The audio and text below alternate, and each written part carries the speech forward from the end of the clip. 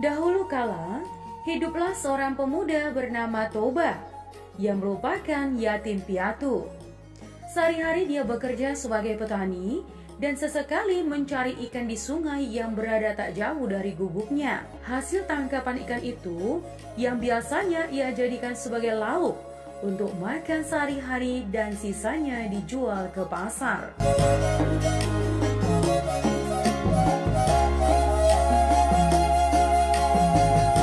Pada suatu hari, saat Toba memancing ke sungai, ia sangat berharap mendapat ikan besar agar bisa segera dimasak dan dijadikan lauk. Harapan Toba akhirnya terpenuhi, teman. Karena tak lama setelah melemparkan pancingnya ke sungai, mata kailnya disambar ikan. Ia melihat hal itu, Toba sangat gembira dan langsung saja menarik tali pancingnya. Kemudian mendapati seekor ikan besar tersangkut di mata pancingnya. Sejenak Toba memperhatikan ikan besar yang berhasil dipancingnya itu, teman. Ikan aneh. Gumam Toba. Ya, Toba merasa ikan itu aneh karena seumur hidupnya belum pernah melihat ikan yang memiliki warna kekuningan dengan sisi berwarna kuning keemasan. Sisi-sisi ikan itu juga terlihat berkilauan ketika terkena sinar matahari. Ketika Toba melepaskan mata kail dari mulut ikan tersebut, sebuah keajaiban mendadak terjadi. Ya, ikan itu menjelma menjadi seorang perempuan dengan paras yang cantik jelita. Melihat hal tersebut, tiba-tiba Toba terheran-heran dan berdiri dengan mata membulat serta mulut melongo. Tuan, aku adalah kutukan dewa karena telah melanggar larangan besarnya.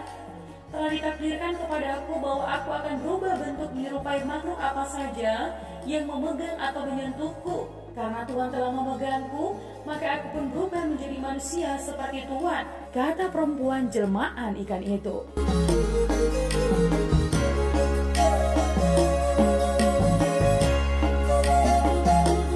Akhirnya Toba memperkenalkan namanya. Begitu juga dengan perempuan tersebut yang memperkenalkan namanya sebagai Putri. Terpesona dengan kecantikan Putri, Toba akhirnya menjelaskan keinginannya untuk menikahi perempuan tersebut. Bersediakah kau menikah denganku? Tanya Toba. Baiklah, aku bersedia, Tuan. Selama Tuan bersedia pula memenuhi satu syarat yang aku ajukan, jawab Putri. Syarat apa yang kau kehendaki? Sebutkanlah, niscaya aku akan memenuhinya, kata Toba. Permintaanku hanya satu. Hendaklah Tuhan menutup rapat-rapat rahasiaku. Jangan sekali-kali Tuhan menyebutkan jika aku berasal dari ikan. Jika Tuhan menyatakan kesediaan Tuhan untuk menjaga rahasia ini, aku bersedia menjadi istri Tuhan. Putri meminta. Baiklah, aku akan menutup rapat-rapat rahasia ini. Rahasia ini hanya kita ketahui berdua saja, ujar Toba. Setelah memenuhi permintaan tersebut, Toba dan Putri akhirnya menikah. Ya, keduanya hidup berbahagia meskipun dalam kesederhanaan. Kehidupan mereka semakin lengkap, teman, dengan kelahiran anak lelaki yang mereka beri nama Samosir.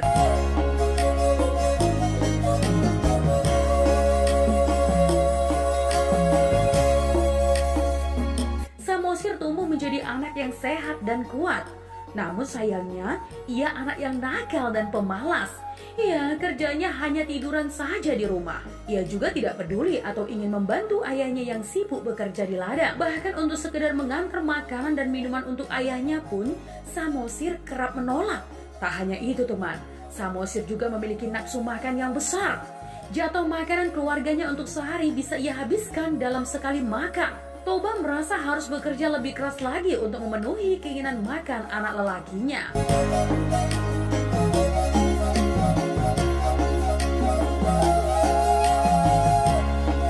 Hingga akhirnya pada suatu hari, teman, Samosir diminta ibunya untuk mengantarkan makanan kepada ayahnya. Meskipun awalnya Samosir malas untuk mengantarkan makanan tersebut, namun ia akhirnya mau melakukannya. Ya, setelah ibunya memaksa, meskipun dengan wajah yang bersungut-sungut.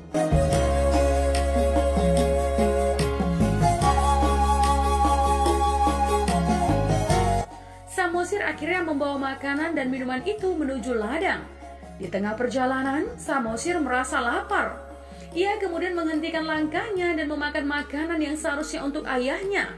Dan ia hanya sisakan sedikit saja. Dengan makanan dan minuman yang tersisa sedikit, Samosir melanjutkan perjalanan menuju ladang. Setibanya di ladang teman, Samosir memberikan makanan dan minuman itu kepada ayahnya. Toba yang merasa sangat lapar karena bekerja sejak pagi, langsung membuka bekal tersebut. Ya, ia melihat makanan untuknya tinggal sedikit, bahkan sangat sedikit. Mengapa jatah makanan dan minumanku tinggal sedikit? Tanya Toba dengan raut wajah kesal. Tadi di jalan aku sangat lapar, ayah. Oleh karena itu, jatah makanan dan minuman ayah telah kumakan sebagian. Tapi tidak semua kuhabiskan, bukan?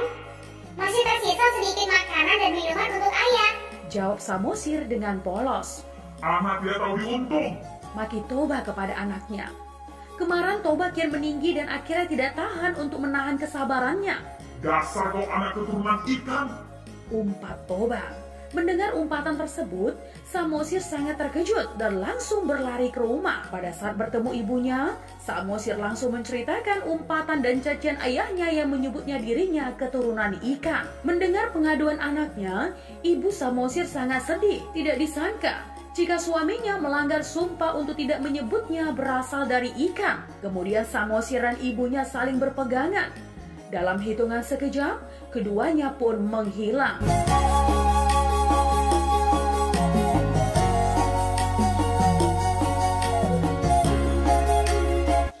Keajaiban pun terjadi teman.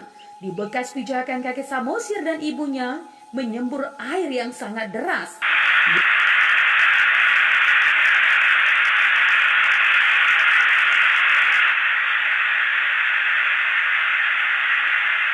Ya, dari dalam tanah air disemburkan seolah tiada henti. Semakin lama semburan itu semakin besar. Dalam waktu cepat, permukaan tanah tergenang. Permukaan air terus meninggi dan tak berapa lama kemudian, lembah tempat tinggal Toba telah tergenang air. Kemudian terbentuklah sebuah danau yang sangat luas di tempat itu, teman.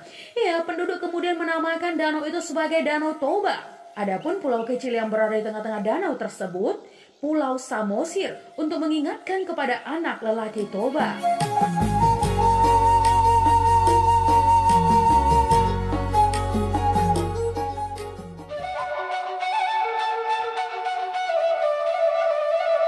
Sembilan sosok misterius yang terkenal di Danau Toba bahkan dapat menyebabkan kematian.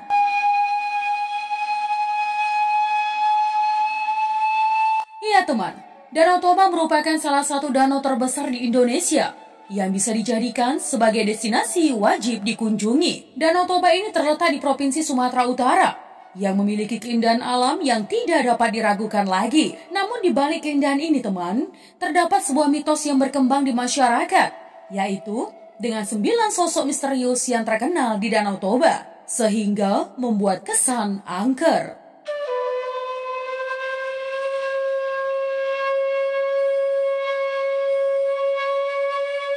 Ya, penampakan 9 sosok misterius kerap kali mengganggu warga bahkan pengunjung Danau Toba teman. Sehingga tidak heran hal ini membuat bulu kuduk merinding.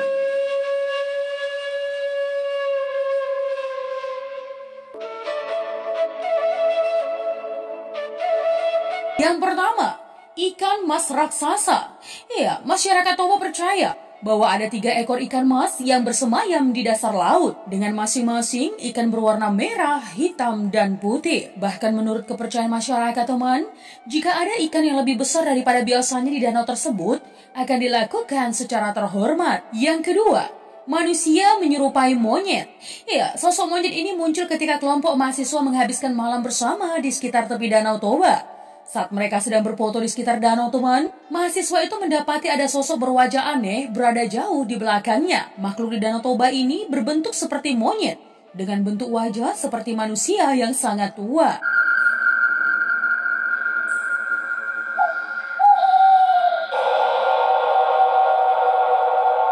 Yang ketiga, naga penjaga danau. Sesosok penjaga Danau Toba merupakan anak leluhur Toba yang menjaga danau agar tidak kering. Naga penjaga danau sering muncul. Bahkan beberapa nelayan acap kali melihat sosok bersisik seperti ular yang sangat besar di Danau Toba dan sering muncul hingga sekarang.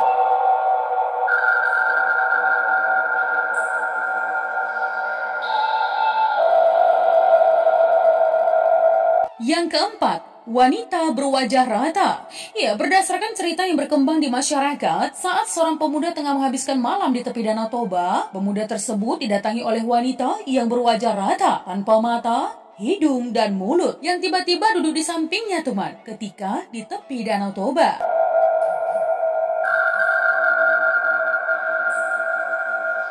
Yang kelima, misteri kakek-kakek.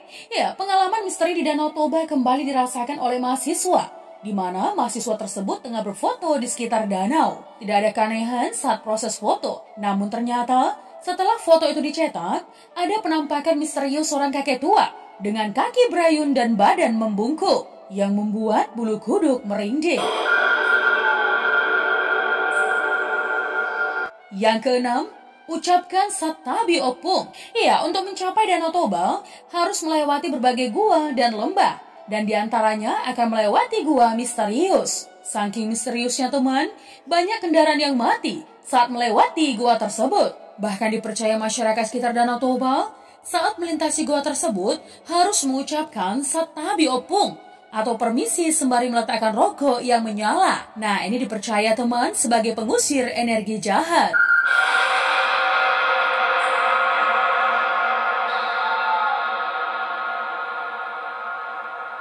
Yang ketujuh, sering terdengar suara tangisan.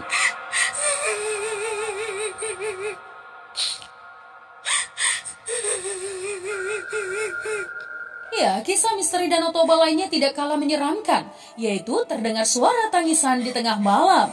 Bahkan menurut masyarakat di sekitar Toba, ketika malam hari mereka sering mendengar suara tangisan yang sangat jelas di danau. Konon katanya, teman, tangisan tersebut merupakan tangisan sedih orang yang tenggelam di Danau Toba.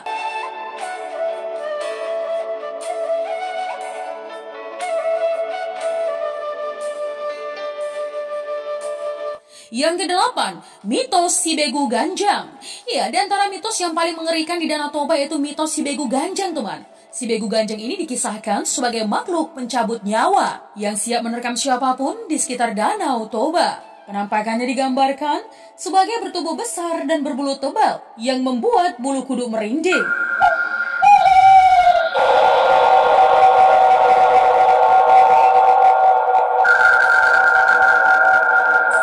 Yang kesembilan, sosok penunggu gubuk. Pada tahun 1948, Presiden Soekarno pernah diasingkan di sekitar Danau Toba. Ya, pada zaman penjajahan Belanda selama 22 hari. Tempat pengasingan yang didiami oleh Soekarno berupa gubuk. Dan gubuk di Danau Toba tersebut masih ada hingga sekarang. Namun bedanya, gubuk ini telah menjadi wisma yang sangat kokoh. Bahkan gubuk di Danau Toba digunakan sebagai tempat menyambut tamu kehormatan Pemprov Sumatera Utara. Namun seiring berjalan waktu, gubuk yang ada di sekitar Danau Toba itu, teman, telah memunculkan misteri bagi para pengunjung Danau Toba. Ya, dari mendengar suara-suara aneh, bahkan langkah kaki di ruang pertemuan yang dulu dipakai oleh Soekarno.